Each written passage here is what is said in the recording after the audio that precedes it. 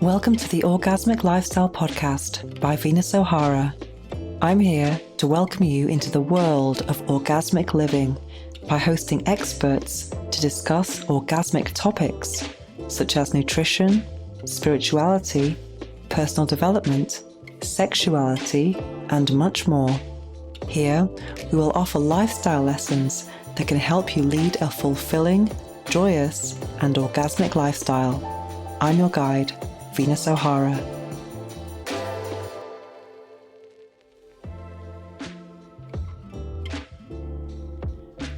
Welcome to episode 77 of the Orgasmic Lifestyle Podcast with Venus O'Hara.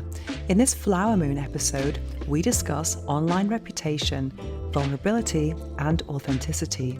We speak with Davidson, a visionary mentor, life coach, and modern Renaissance thought leader.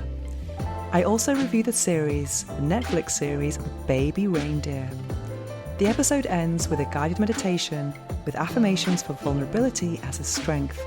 But first, let me share with you my opinion and experience with authenticity and reputation online. Today's guest used to work at LinkedIn, and that was very interesting for me because I have just started to use LinkedIn more recently.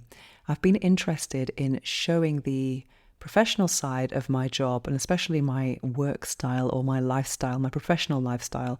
I really want to share things about my productivity tips and my priorities and how I enable or self-care practices during my work. I think it's really important to maintain a balance with self-care practices and productivity. And this has been quite interesting for me because LinkedIn is something that when I look at LinkedIn and I scroll through the homepage, I see a lot of people showing off their status and achievements. I think for me, I can see two types of content. There's the look at me, look at me, look at me content. And then there are some other types of content which are more about offering skills and productivity tips and things that I can actually learn from. And then there's also a blend of the two where there's a bit of storytelling and then someone sharing a personal journey or insight, and then I can actually learn from that as well. And that's kind of where I want to go more. But for me, I really want to show my more imperfect, vulnerable side and struggles and how I have overcome them, because I don't really care about showing status and achievement because I am not in that corporate world where those things might matter more. And it makes me think about a recent event that I went to about reputation management, someone who was working in HR, and they were talking about how you really have to clean up your online image when you're looking for a job. You can't have pictures of you on Facebook with alcoholic drinks or partying or what have you, because recruiters are going to look for you online. And if they see something that's unflattering, then that could make you lose a job. And I just thought, wow, it's not a good thing to kind of like have to edit your life just to kind of fit in with someone else's needs. I think you can definitely have an authentic life without having to cater to someone else's tastes. And I don't drink alcohol anyway, but the day I became a sex blogger, which is 15 years ago now, I let go of any of that type of judgment or fear of that type of judgment because I knew people were going to judge me anyway. So for me, I've lost hope in that sense that I know that people are going to judge me maybe unfairly, but it doesn't really matter to me now because I was aware of the risks that I was taking when I was started to be a sex blogger. I knew that I was opening some doors but closing many more, and that was something I really was serious about. But also I didn't really care because I think it just felt like the right thing for me. And it also made me think about when I was at university and we had career advice, and the career advisor would look at our CVs and start telling us things like, oh, you should really do some voluntary work. It'll look good on your CV. Do this, do that to impress future recruiters. And it got to a point where I was doing things that I wasn't even passionate about just because it looked good on my CV. I was doing a teacher assistant voluntary position in an inner city school in Birmingham, helping the French teacher. And these kids did not care at all about learning French. And it was more like control, babysitting, as opposed to actually helping them learn French. And also the standards were just so low. I mean, people could barely string a sentence together in French, and that was just like so frustrating. But the teacher was really cool, and I got to practice my French with a native person, so that was the only good part of it. But still, this kind of concept of, oh, I have to do this because it looks good for a recruiter doesn't feel very authentic or vulnerable to me. And for me, so now on my LinkedIn post, I want to share all of my struggles, all of my imperfections, and my professional failures. Is kind of because I've had so many professional failures. I've been fired from many jobs. I've sued employers, and one of my recent posts called about getting fired 3 times in a year was one of my best performing posts. And I had so many people writing to me, direct messages, thanking me for sharing that. So I want to break that mold of this trying to be perfect and successful and flaunting my achievements on LinkedIn. And also I really want to embrace negative comments, because tomorrow I have a live with today's guest, Davidson. We're going to do a live on LinkedIn and on his YouTube channel, all about how to embrace negative comments. I think sometimes when people share online, they are looking for validation somehow, likes, followers, and maybe work, of course. That's why you're on LinkedIn, I suppose. But I know so many people who have not shared their message because they were afraid of the haters, the trolls, and any type of negative comments. And the purpose of our call tomorrow, or our live, is going to be to try and help people get over this fear and to actually embrace negative comments. For me, negative comments have been part of my life now ever since I've been online. And I would describe my growth as being very gradual. There have been some moments of peak. There have been some peak moments when I was on front pages of magazines or on TV and things like that, and I got a lot of attention on social media. Some of it was very kind of negative, and I've had people kind of make tweets, making photos of me and spreading lies about me, and I had to really let go of all of that and think it's okay, because now whenever I get a negative comment, I'm thinking, if I want to get bigger and more successful, I embrace them, because I know that it's a sign of success. It really is, because the bigger you get, the more people there are who are going to be, in disagreement with you, which is kind of obvious, really. But you can't have, you can't let these things affect you. There is a saying, I think it's by Anais Nin, which is, people see things as they are, not as the things are. I can't remember the actual term, but basically it's all a projection. And I remember when I was writing for El País, which is one of probably the most popular online newspaper here in Spain, I had a sex blog, and I used to write articles 1 or 2 a week, so I had a lot of attention online. And I remember some of the first comments coming in, and it was all like, yeah, we agree. But then the 3rd or 4th came in, and it was a negative comment, and I was like, yes, bring it on, because those were the articles that actually got to the top 10 or even top 5, and even a couple of times I got to the number 1 spot, because I was creating a springboard for debate in the comment section. I never intervened in the comment section, but I was kind of like, I found the whole thing more amusing than anything. And also I liked those negative comments. I liked them because they inspired my future articles, because to write 1 or 2 articles a week, that takes a lot of ideas, and you have to be original. And so having something negative to actually clarify was actually much more inspirational than someone saying, yeah, I agree, even though it's really nice to be supported. And just recently, actually, most of my reviews on this podcast are really positive, and I haven't asked anyone to make any reviews on Apple or Spotify or anything like that. But it's been very nice to see lots of 5 stars, etc. But there's one person who gave me 2 star, not 1 star, which is curious. And the title of her review was, "It's all about you." And she was making a comment on my interview with Dr. Joel Fuhrman, who is the author of Eat to Live, he's a New York Times bestselling author. He's one of the most popular plant-based doctors in the world. And she was complaining that I spoke about myself for 18 minutes before the doctor got on. But as you know, if you listen to this podcast, I do like to share my monologue. It's part of my format, because I have things to say too. It's not just an interview format. So I talk about my experience of the topic at hand, and then I have the interview. And I was talking a lot about, and then she said something about in the interview, I was bringing it back to myself. Because at that time when I interviewed him, actually, I'd gained a lot of weight.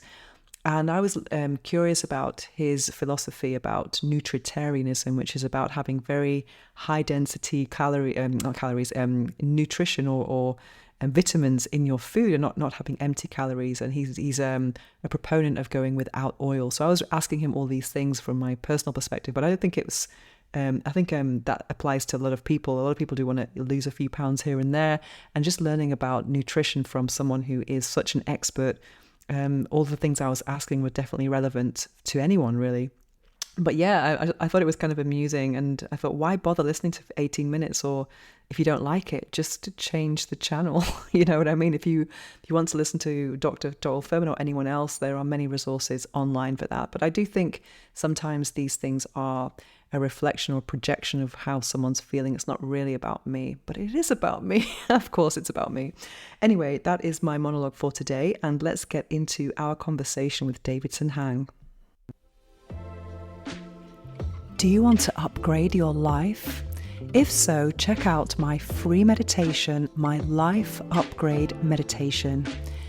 This meditation is very powerful. It contains 100 very powerful affirmations that correspond to the 12 areas of life from the Wheel of Life. And those areas include things like money, professional career, friends, family, relationships, sexuality, personal development, contribution to society, home environment, and much more. If you're curious about this very powerful transformative meditation, then check out the link in the show notes. And if you haven't got the show notes at hand, then the link is bit.ly/life,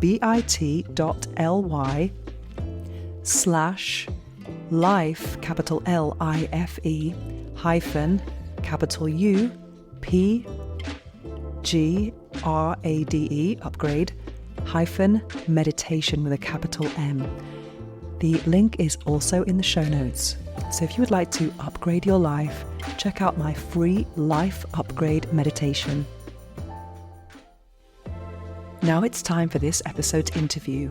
We'll be speaking with Davidson Hang, a visionary mentor, speaker, life coach, and a modern Renaissance thought leader. Davidson Hang, welcome to the Orgasmic Lifestyle Podcast. Thank you so much for taking part in this interview today. And for those who are unfamiliar with your work, could you tell us what you do? Yes. So I help like humble high achievers just like love themselves more, and through self-love, they're able to like accomplish more and just be able to check off items on their bucket list. So a lot of folks that have been burnt out from corporate, I've done the corporate stuff for a while. I'm helping them transition to more of like a sustainable work-life integration, and just be able to pursue their side passion projects as well. Amazing. So this, my mission is also holistic self-love. That's the mission of this podcast, to reach climax in all areas of life. Could you tell us what self-love means to you and why it's so important? Mm.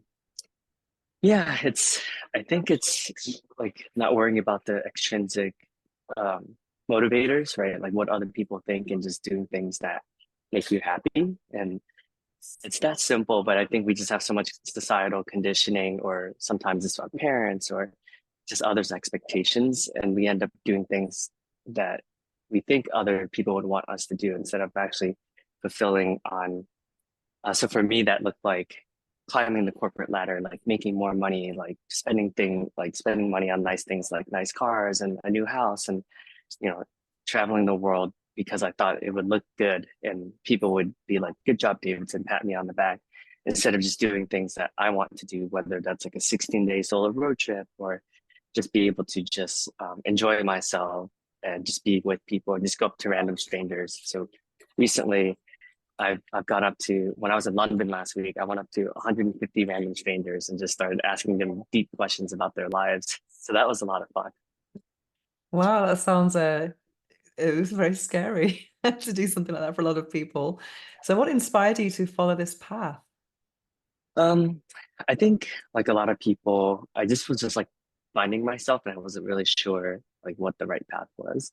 So I've tried like everything, like all these different meditations, all these different retreats, and all these different coaching programs. And I guess I never really, I was always like seeking fulfillment, but then I realized I was doing it through the wrong channels, which is through like corporate and winning awards and like getting up on stage and climbing the corporate stuff. And then I realized that, huh, like that wasn't as fulfilling because it was like I would get the high once we win the awards, I would get the high, but then afterwards I was forced to be with myself again. I was like, oh, well, if I don't love myself, then it doesn't matter how successful I am on paper.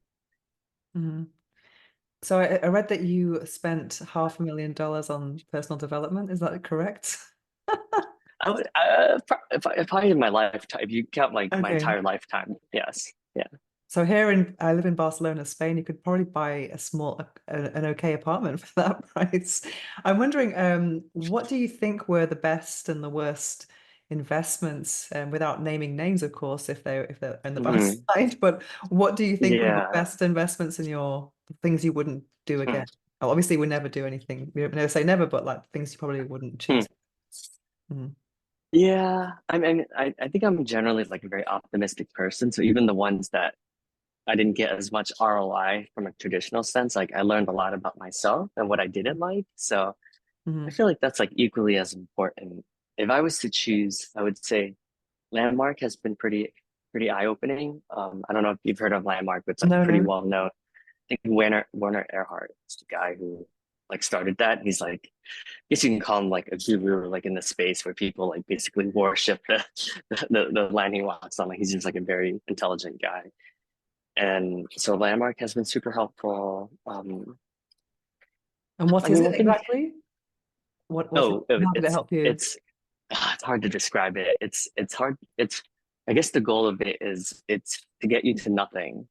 Mm, So the framework is that we all have blind spots, mm, and allows us to make amends with our past. And then because we're making amends with our past, we're able to have an empty blank slate, so we can create from a blank canvas versus the conditioning and all the drama or all the baggage that we've had that's throughout life. wow. So we hear the term life coach very often. Here in Barcelona, where I live, there are so many life coaches. Um, so I'm still not sure what the term actually means. What is a life coach, and what is your Yeah, approach to life coaching? yeah, that's a good question. I think everyone's different, and people depending on the stage in life, right? So I've hired maybe like 30 coaches in my lifetime, and some of those are therapists, and some of them are come from more traditional like backgrounds or they have like a psychology background. Um, it's tough to say because every person's different, right? Some clients, it's like, hey, I want to find the love of my life, and usually those clients come from they were like domestically abused by their step parents or whatever it is, right? So I help a lot of people heal a lot of their like past traumas, and then I help a lot of orphans and people that grew up in the foster community, like that were adopted. So a lot of like in the US, there was a time in the 90s and and late 80s where there were a lot of Koreans that were adopted by like American parents. So they have a lot of identity crises. So they'll often come to me to help kind of sort out their identity and just figure out like what they want to do. So it's hard to answer because I do think every person's different, Mm, but it revolves around like some element of self-love and uh, compassion and acceptance is it's like the bottom theme amongst all of it. okay. It seems to be a saturated industry, at least from what we can see online. And so, how can someone choose a good life coach? For example, here in Barcelona, where I live, a lot of people are life coaches, but I see a lot of them, for example, who are trying to charge high ticket amounts, but they don't have they're not kind of leading by example. They haven't got their own stuff sorted out. So how, you know what I mean? They're the ones who need the Mm, coaching kind of thing. That when I and mm, I sometimes think I would never pay you any money. So I mean, a lot of mm, people in this industry are maybe because I think it all starts with your own journey of healing. That's what mm, attracts people to this yeah. type of industry. But do you have any advice for Yeah. someone who's looking for guidance and what they should look for in a life coach? I think intuitively, like you'll know, like you'll meet someone and you just vibe with them on a different level than everyone else. Mhm. So I do think it's very intuitive. Like I think we can do analysis paralysis and oh, I gotta look at their website and I gotta like make sure their content is resonating with me. But I think when you meet someone, you'll know, you'll be like, oh, this person has good energy. So they're very vulnerable and they're just sharing about like some of the coaches I've hired, they'll share about their porn addiction or how they lacked intimacy with their spouse and how they were able to overcome that. Or they'll talk about how they're addicted to video games, so you'll be able to see yourself in their shares. Those are the ones I've enjoyed the most because they're just very open about some of their insecurities and how they were able to overcome like many of their addictions, whether it's like work addiction or being addicted to being like moving up the corporate ladder and then neglecting their family or their well-being. So those are the people that I have personally resonated with. But I think you'll know when you meet someone like you said that you met some people that's like, okay, I would never pay you that, right? To your point, I think there's a lot of people like that, but there's also a lot of good people as well. Like with anything, I think you just have to trust yourself and yeah, of course, maybe a couple times like it won't work out and you'll work with them for a couple months, but then you'll find someone new. Um, just going about life, you'll meet people that will come across your life and you'll be like, ah, like I feel like I can learn a lot from this person. Okay, so I read you've done some work with LinkedIn. Is that correct? What have you done exactly? Yeah, LinkedIn was an interesting place. It's a there's like a big emphasis on diversity, inclusion, and belonging. Mhm. So some of the most memorable things that I've like was like a lot of the panel discussions. So a lot of Asian Americans, like we struggle with a lot of the identity crisis where our parents and our cultural values are more from like the Eastern philosophy, but then obviously like we live in America where the individual is often celebrated. So Mm. it's like so I've have led a lot of workshops and facilitated a lot of events where a lot of the Asian American experience, like just trying to find ourselves, like, hey, like how do we fit in the society? And that's been extremely rewarding. And do you have any tips about how we can build a LinkedIn profile? I'm actually working on that a lot over the last few months. Have you got any tips for me or I anyone? think I think what you said was really astute. I think just being super vulnerable, like very like being authentic, just sharing about our insecurities and some of the problems and challenges we faced. So I think on LinkedIn especially, like everyone's like, oh, look at me, like I'm Yeah, awesome, like all these awards, right? I think people that usually like those, like they just it's like we're like robots, we're just like scroll like right doom scrolling. But I think and it's always harder to do this, but the more vulnerable you can be and just share, like, hey, these are my challenges. This is like how I messed up. This is how I was a horrible husband, blah, blah, blah. You'll see that you'll build a more authentic following and people will reach out to you and they'll often share with you like, wow, this is what I got from your whether it's your podcast or your article or your newsletter. And you'll find a pretty strong community because everyone is always like, look at me, if you're one of the very few, like maybe 2 or 3% that is actually super vulnerable, you'll stand out from the competition. Because the way I see it, because I was actually having some mentorship from a content strategy person, and he was saying LinkedIn, thought leadership, Instagram lifestyle. And I kind of like that distinction actually, because I can see Mm, in the content I want to make what goes on which space, and some of that content can go on both. Um, yeah, mm, what I, do you think? I don't necessarily agree with that. I do think that it can be universal across all platforms. I think there's all these memes and jokes where it's like there's like the Facebook, like there's like the same Yeah. picture of yourself, but then the 7 different platforms, right? Mm. I have found actually that people just love authenticity and people love vulnerability. So I don't know.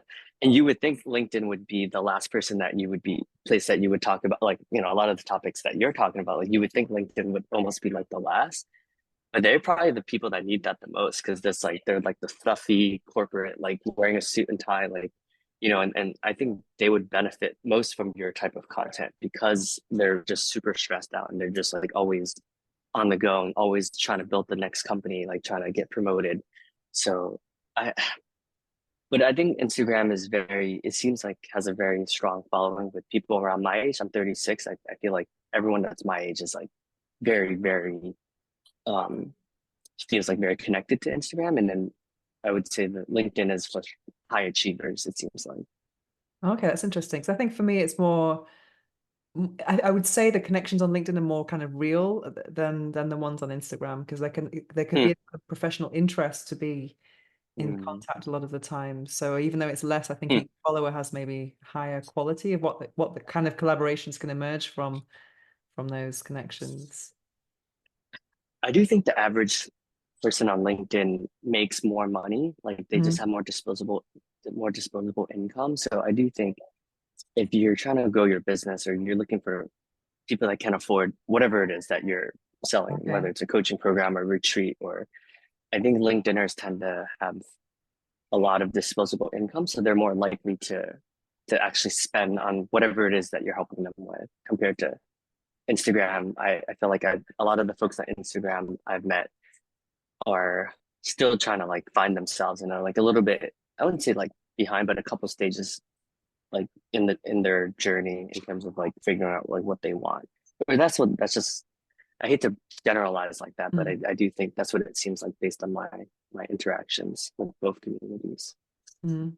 I do love myself vulnerability on LinkedIn because I find it's a lot of it is all about status and achievements, a lot of the content.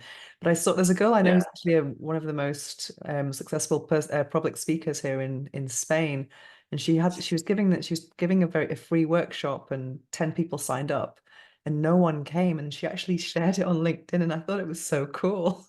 You know, she turned it into a really cool post that was highly engaging, and it was just Mm, you know, showing the balls of being mm. able to share failure. I think that's something that people like. It, yeah, it's funny. So there, one of my friends, he shared very vulnerably about how as a manager, like, and he's like a gay male, like a tall white male. He was just talking very vulnerably about like one of his employees went up to him and was like, "Hey, like, I only got like a $5,000 raise. Like, what do you suggest I should do?"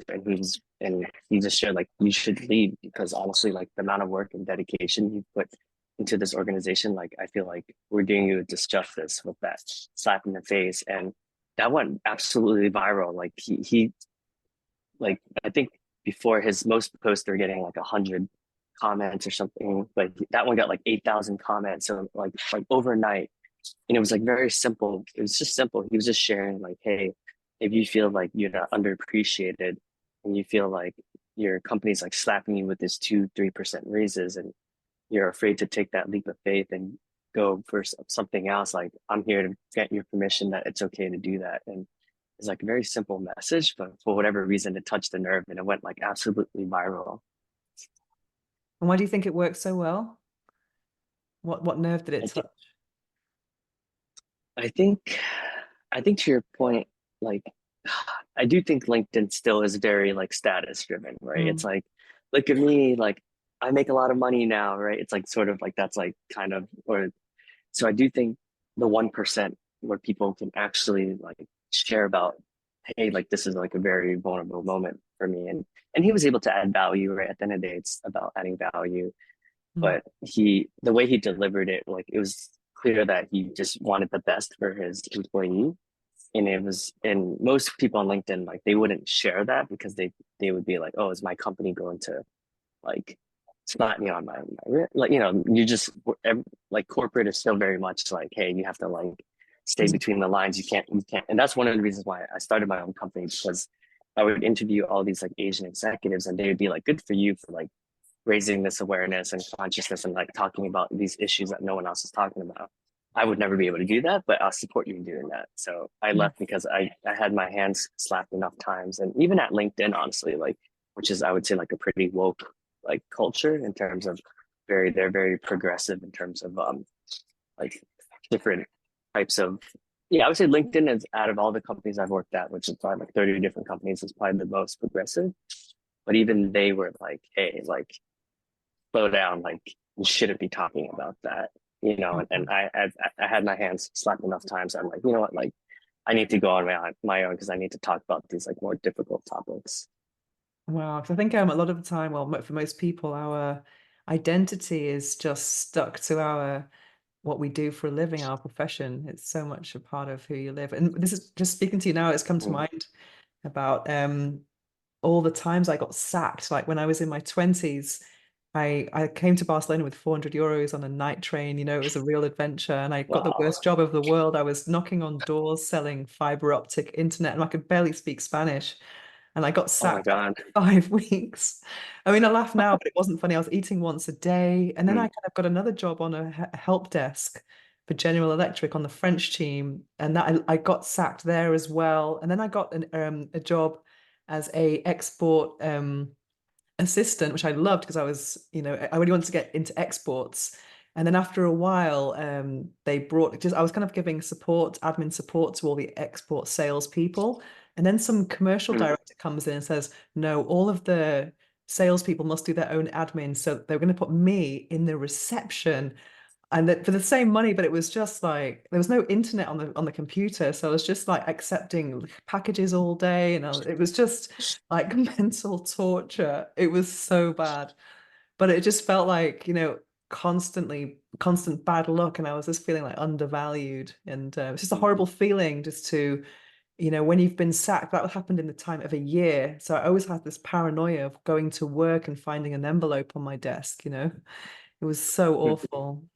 Yeah, and it made me a bit of a workaholic and a bit paranoid. mm.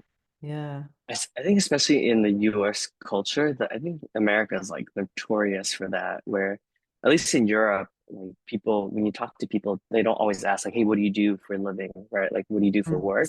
It's who But you in are, you. America, Yeah. yeah, that's and in America, that's what the first thing everyone always asks is like, "What do you do?"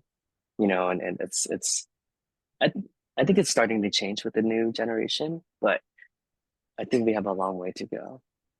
But also I find that when people who are very much in that kind of LinkedIn space or that, professional corporate space, when they talk about friends or people they know, then they'll say this guy who's a this, it's like Mm, well, I have a very good friend actually. I don't even still don't know what she does. I mean, like, I've asked her a few times, but we never talk about that. We just talk about spirituality and mm, mm, love and things like that. But it's interesting how some mm. people just, that's the label. It's like, oh, this guy and he's a this and that guy, she's a this. And Yeah. yeah. Hmm. Yeah, especially at LinkedIn. That's one of the reasons, like in some ways, the LinkedIn experience was very confronting because it forced me to really grapple with like what is my identity because I was spending basically I think I got into the office at like 7 a.m. and then I left at like 8 p.m. every day. But LinkedIn made it fun. Like there were like always events and panel events and there was always like networking with other tech organizations. So it wasn't all like work, right? Mm. But and then we worked in the Empire State Building, Oh and wow. I was forced to like being in the Empire State Building in the middle of like, one of the busiest cities in the world, right? To like the pandemic, and then being forced to just work remotely where there was less intimacy, right? And that really blew my like that really was confronting because I had no identity. I was like, oh, like, who am I if I'm not like the mayor of LinkedIn, you know?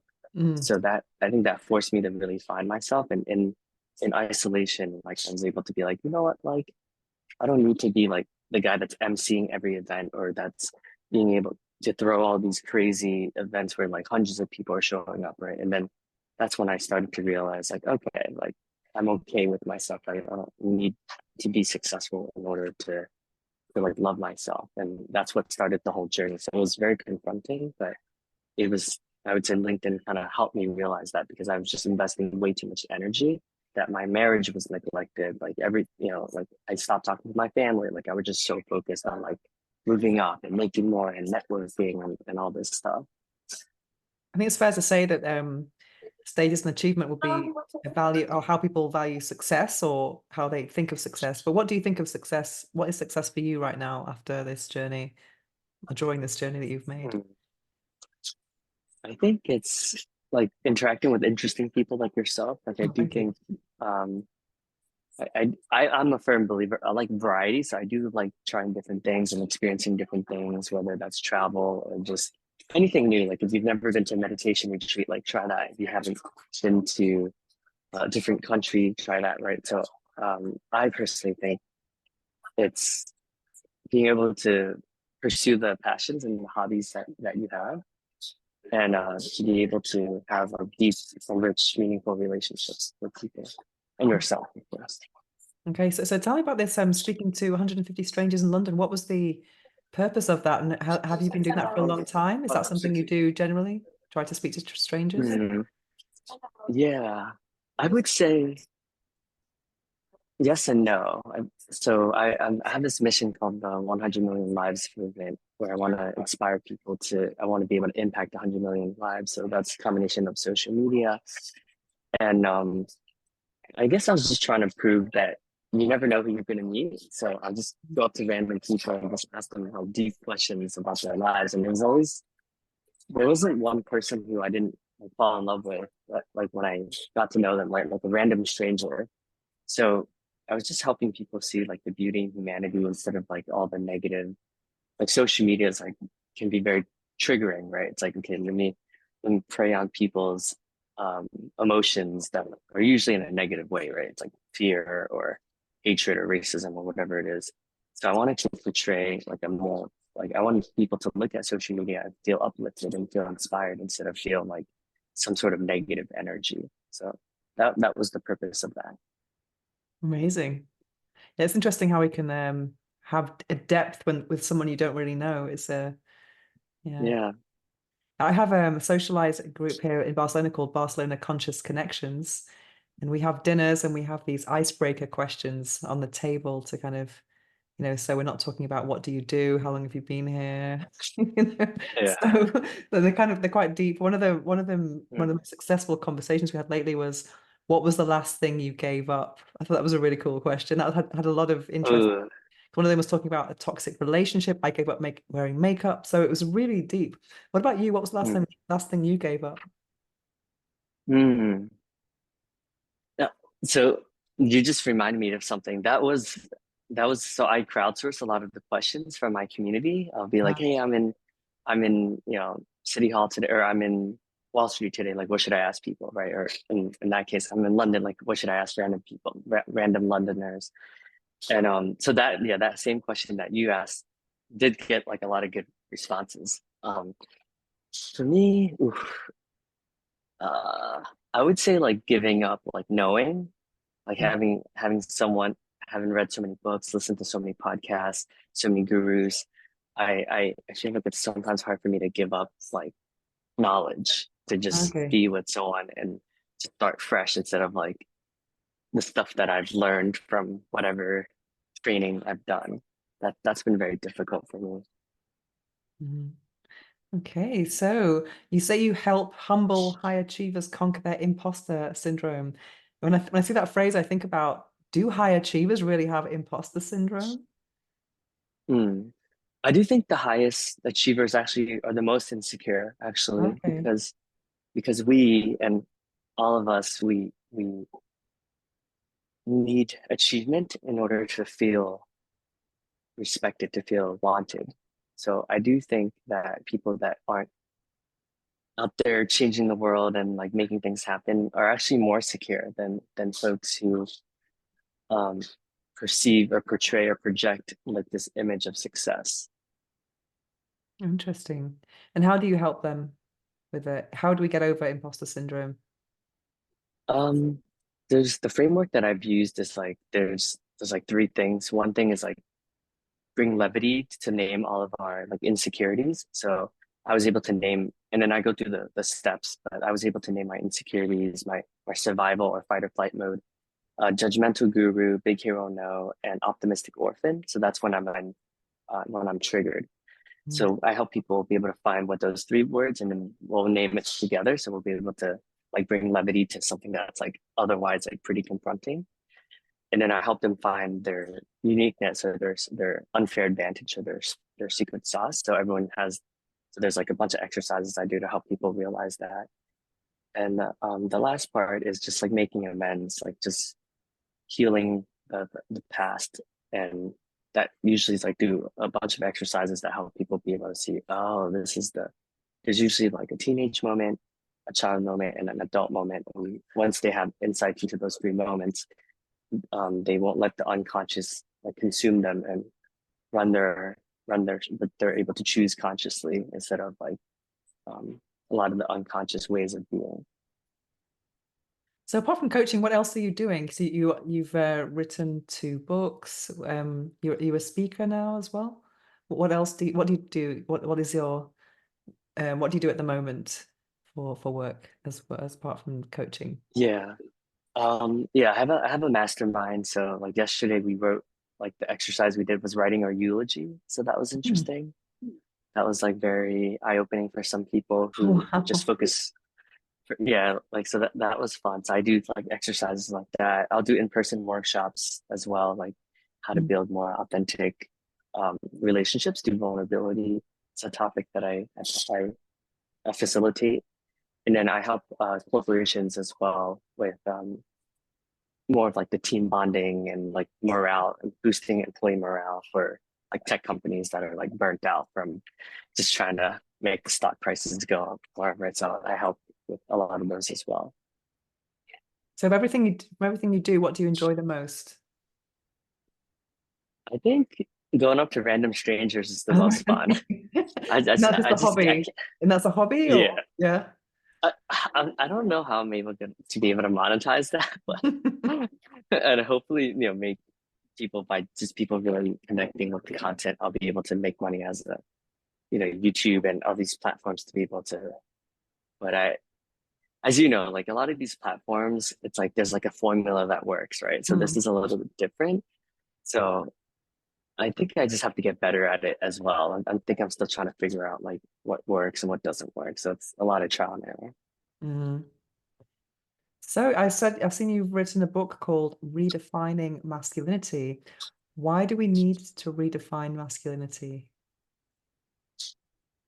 Yeah, I think a lot of men don't have a safe space to process a lot of these like more difficult emotions. So I created the book to help people feel like men feel like they're not alone in feeling a lot of these like discomforts or just a lot of their insecurities. So I was able to share a lot of stories about like what it's like to be bisexual or biracial or to be scared of being a father and it just created with my men's group, they inspired me to just share a little bit about, how to deal with grief, like how to process, how to have a healthier way to deal with anger and sadness. So it's just a collection of stories of men just dealing with life and just to normalize it. Okay, so you have a men's group as well. Mhm. Can you tell us about that? Yeah, yeah. It's so similar. I noticed that a lot of guys, like at least maybe because I'm in New York City, a lot of the men were just like on the hamster wheel, like just chasing that promotion. Like, I got to move up at JP Morgan and Fidelity and Santander and like all these different organizations. And I would meet with them and I could see like there's like an angst, like a sense of like, and there wasn't like a safe space. So and this started during the pandemic. So a lot of it was like out of a need. Like we were all just lonely and we just were like craving like intimacy. So I would create these spaces where men would just be able to cry and just like share like, hey, like, my mom just passed away and like it's been really difficult for me and just, and then I would facilitate that. So through like kind of like group coaching and then all the men would be able to offer support and just share about like how they were able to process like their parents' deaths and stuff like that. So that's been super rewarding and probably one of my proudest achievements, I think, in life right now. Amazing. What about the great pause? Yeah, yeah, that was difficult because being someone in New York City, like we're Oh, I can just go, imagine. go, go. Yeah. So the pause was in relation to like the pandemic and like, okay, let's slow Mm, down, be with ourselves, and then like grow our spiritual practice. And how can we be able to reflect and use introspection to learn and grow from this experience instead of relating to it as like a traumatic event. I mean, it still is traumatic, right? Like not to downplay that, but how can we use this as an opportunity to be a little bit more intentional moving forward instead of just like grinding all the time, just like going after the next paycheck or the next commission check. Great. So I ask all of my guests, what's the book that changed your life? You've read so many books. Is it 600 books or something? Yeah, I know, a little too much. I saw the I picture really, on your website because you've got two books that I've read, that Letting Go and The Eight Rules of Love. I saw Jay Shetty aw, last year in yeah. Boston. I really love that book actually. It was a good book. And Letting Go, I love that. Mhm. I I do. I would say, have you read Shoe Dog before? Shoe Dog. Yeah, No, the founder of Nike. no, I think And I've heard of that one. I think someone else has mentioned it. I didn't know the name of it, but I think it rings a it, bell. it's a story about like self-discovery and just like finding yourself, Mm, and how he was able to just he was very open about his insecurities, and how he would go to Japan and he would sit on a boardroom in front of these bank executives, and how he was able to get the licensing agreement to sell like Japanese shoes. But I just loved like the vulnerability, and just like he would just share stories about how he was like surfing Hawaii, and just like it was a very like um the hero's journey, right? It was like very much like the hero's journey. But it was just interesting to see someone who's that public of a figure, like the CEO of Nike, be so open and so honest about the 100 ways of which he failed, and all the insecurities. So it's like kind of like I like how you're able to go really deep into his mind, and it was like you're living it with him while you're oh, reading the book. Yeah, any other gurus that you appreciate a lot, or in the personal I development like space? I like Ram Dass, or well, Wayne Dyer. Mm, I would say Wayne Dyer is probably yeah, my favorite. He's really mhm, good. mhm, definitely. What are you reading at the moment? So this is funny. I think this is like the first time this year was like I think the first year where I'm not reading a ton, Okay. which is nice. I think I finally realized like let me just chill out and just be with my wife instead of try to like have to get better every second of my life. Mm. I think the last book I read was oh, this is funny because it's like the opposite of what I'm saying. It's like Russell Brunson. Have you heard of him? Yeah, yeah. Yeah. So I've read like Russell Brunson's books. His three books were the last three books I read this year. I think earlier in January and early February. And any of those genres that you like? You like relationships as well, I imagine, if you like the Eight Rules of Love. I love biographies. I've read probably 100 biographies now. Mhm. Yeah, I love biographies too. I just love dedication to an idea and then seeing how the Mm. growth. Yeah, it's amazing. Do you have any phrase or quote or affirmation that you live by? Mm. Uh, I would say, I mean, this sounds corny, but I think it's like until we like love ourselves, like nothing else matters. So I would say like self-acceptance is like the first step in the path of enlightenment. That's a good thing to live by, definitely. So what's next for you then? Yeah. What's your next goal? Um, it's funny because people have been asking me a lot about like LinkedIn thought leadership. So Mhm. I'm in the process of recording a course on like how to communicate more authentically on LinkedIn, and just building um and by doing that you'll be able to have a lot more career opportunities, and you'll be able to meet like very interesting people. So that's going to be like $100 like low ticket course, and I'm just going to like just share everything I've learned from how I was able to grow my LinkedIn following, and just like do some of the mistakes I've made, and do sharing like what didn't work.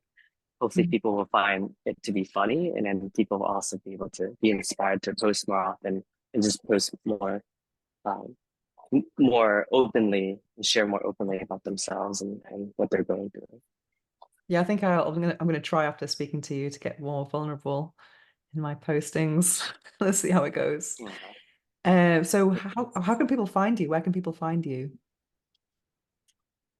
I'm biased because I used to work at LinkedIn, so I do think LinkedIn is the best way for people to get in touch with me. I'm super active on there, but I'm also pretty um, active on all the social media platforms, pretty much. So you can just type my name, Davidson, and you'll find me across every platform at this point. It feels like every platform. You on TikTok as well? Yeah, TikTok is like I feel like the younger generation love, like when I go up to random strangers that are anyone who's younger than 30, I feel like is all about TikTok. Where when Yeah, I go up to them, and then I interview them, they're like, "Are you going to be posting this on TikTok?" So it's like I feel like I have to get good at TikTok because it just seems like that's where everyone or a decent chunk of the younger generation is focused so much energy on that platform. definitely. And I like the fact that it's just the video and not a caption, really, from like, yeah, Mm, it's quite mm. interesting. So thank you so much for joining us today on the Orgasmic Lifestyle Podcast. Been a real pleasure. Yeah, likewise. Thank you so much, Venus. I appreciate what you're doing and can't wait to support you in your post on LinkedIn. And yeah, I mean, it takes courage. I mean, it's hard to be that consistent where you've had this many episodes, right? I've done I think 300 podcast episodes total, and it wasn't easy, but it was fun. Like you said, like it's like it doesn't feel like work, right? Like this is enjoyable. So So thank you for creating the space. you have done yourself produced yourself 300. Yeah, Oh. yeah, it's been a journey. Um, I started doing it because like I was meeting interesting people like yourself, and I was like, oh, I would love to share you with the world, you know. And then I kept meeting interesting people wherever I went, and then people would introduce me to and then it started growing. And then LinkedIn, I think, was when it really took off because I would interview like a lot of the most interesting people at LinkedIn that were winning all the awards, and then I noticed that even though on the outside, like they were these like high achievers, they would after the interview, they would say like, "Oh man, like was it good? If it wasn't good, like you can delete this episode." And that blew my mind because I'm like, what do you mean you like rocked it? You crushed it." So I think that's what made me realize like, oh, actually the higher achievers actually it feels like they're actually sometimes the most insecure, right? That's why they're trying so hard to like win every award and then speaking for myself, like I was one of those people. So I was like, okay, like I could see where they're coming from. Like that's why I wanted to get, do 300 podcast episodes because I wanted to be liked and appreciated by everyone. And then now I do less, but I still do it because I just love, sharing people with the world. Yeah, I mean that's a great philosophy. I mean, I have amazing guests on this podcast, and every podcast interview for me is like my own personal coaching session. And I feel Uh, because sometimes with the time difference, sometimes I'm just looking at the wall after, just like wow, because I'm kind of a mm, bit starstruck, or I kind of mm, it gives me a new way of thinking about something. Like with you now, I think I'm thinking more about vulnerability and having a more holistic approach to the space mm, of LinkedIn or just in my to my content in general. Because I sometimes feel like I shouldn't be expressive because it's a taboo mm. topic. So I'm thinking, oh, don't offend anyone. But really, I I, need to come out more and just kind of do it anyway. yeah. I think you'll get actually more engagement just because that is so different than the average LinkedIn. Mhm. So you'll actually more likely to go viral, in my opinion, just because it is much different than what people expect. And people like variety, in my opinion. Like people like controversy. Like I do think that's like a human, people like polarizing topics. So I think you'll be surprised at how viral I think that these topics will be for you. Amazing. I'm going to make a list of all the crisis points of my career and then try and Oh, make some content from those. yeah.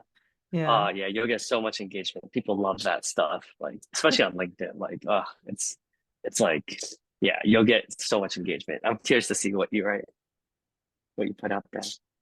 amazing. Well, thank you so much. And Thank you so much.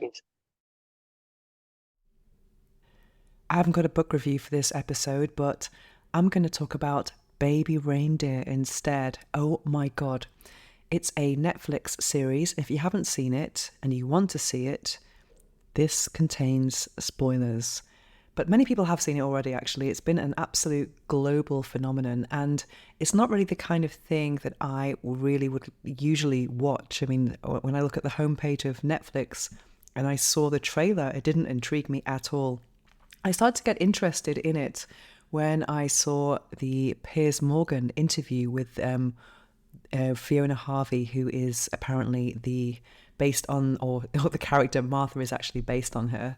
So that's what got me interested in it, and also learning that Richard Gadd is actually playing himself. And I think that's such an interesting phenomenon, and he's acting out something that was very traumatic for him. Can you imagine doing something like that, writing about your own life, which I do, that's my profession, but then to be in an acting kind of scenario and being directed by someone acting as yourself. I mean, that is just really, really interesting.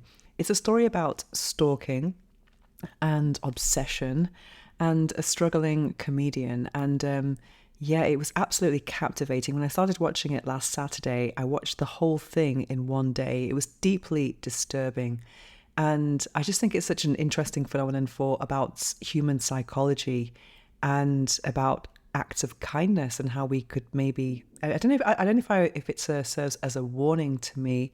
I think I would not stop being kind because of that type of risk. I think you have to go about life in a way that feels authentic anyway, and then just hope for the best somehow, and just hope that most people do have good intentions and they are of sane mind. But people can get obsessed and get the wrong impression. But it was really interesting. I was really intrigued about why he was so intrigued by her at the beginning. It didn't seem to add up quite at the beginning, and the storytelling was phenomenal. And usually when I watch things on Netflix, usually there are, I think, about three adjectives that describe the shows. And when I see things like suspense or thriller, I'm like, no way, because I do not want to watch things with any type of violence. I'm just not interested in the things like that. I like human, real reality, but I'm usually looking at the type of content that is part of my work, and that is relationships, intimacy, sexuality, and spirituality. And it's not often that I do have things to watch on Netflix. Sometimes you just see all of these thumbnails and nothing appeals at all. But Baby Reindeer, that didn't really appeal to me until I started to see how big it was becoming and how it was trending on Twitter.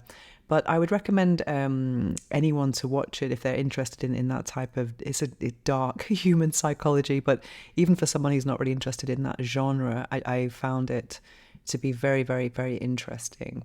And now I'm watching Bridgerton, but I will talk about that another time. Yeah, interesting stuff. But Baby Reindeer, I'm not surprised at how it's done so well. It is absolutely captivating, and I highly recommend it to anyone who has not seen it. It's excellent piece of acting, of storytelling, and it's gripping.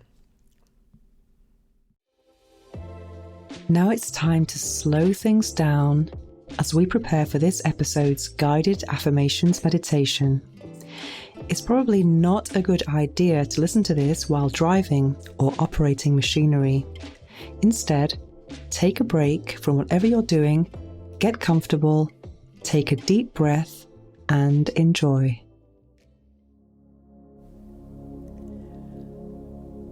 My vulnerability is a strength. Sharing my truth is courageous. Vulnerability connects me deeply with others. It's okay to show my true self. Being vulnerable fosters empathy. Expressing vulnerability leads to growth. I celebrate my vulnerability. My vulnerability is a strength. Sharing my truth is courageous. Each moment of vulnerability empowers me. I embrace vulnerability for self-discovery. I release fear and embrace intimacy. Vulnerability strengthens my relationships. I celebrate my vulnerability.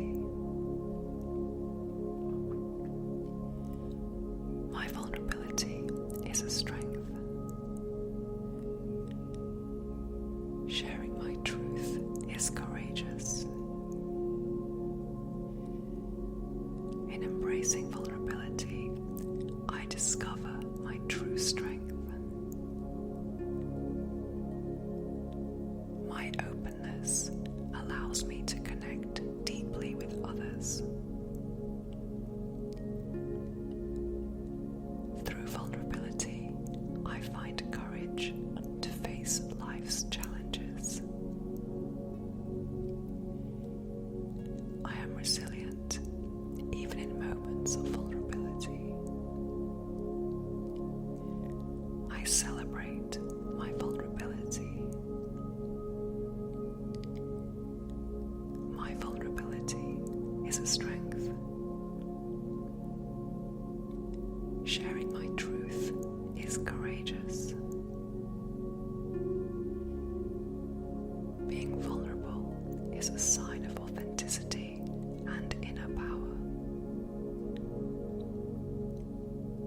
I trust in my ability to grow and thrive, even when I feel exposed.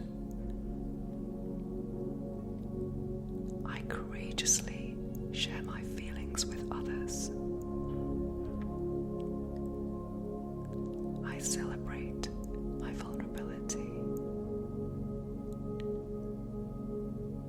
My vulnerability is a strength. Sharing my truth is courageous. Showing vulnerability is a courageous act. I release the fear of judgment and embrace vulnerability. Vulnerability is a pathway to intimacy and connection.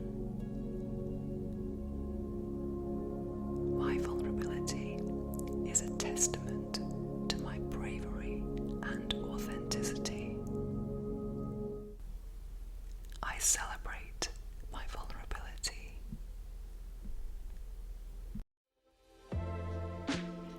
Do you want to upgrade your life? If so, check out my free meditation, my Life Upgrade Meditation.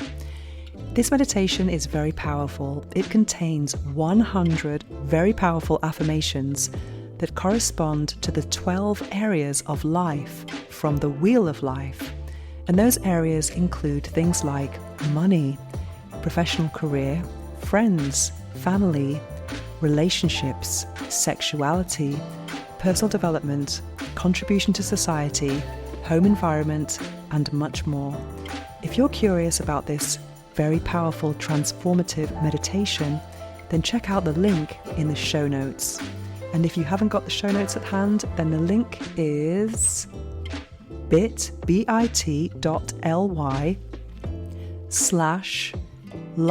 capital LIFE, hyphen, capital UPGRADE, upgrade, hyphen, meditation with a capital M. The link is also in the show notes. So if you would like to upgrade your life, check out my free Life Upgrade Meditation.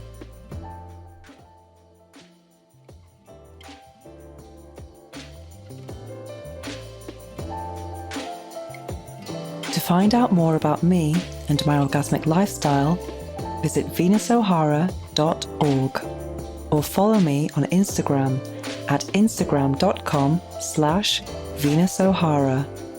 Make sure to search for the Orgasmic Lifestyle Podcast by Venus O'Hara in Apple Podcasts, Spotify, and Google Podcasts, or anywhere else podcasts are found.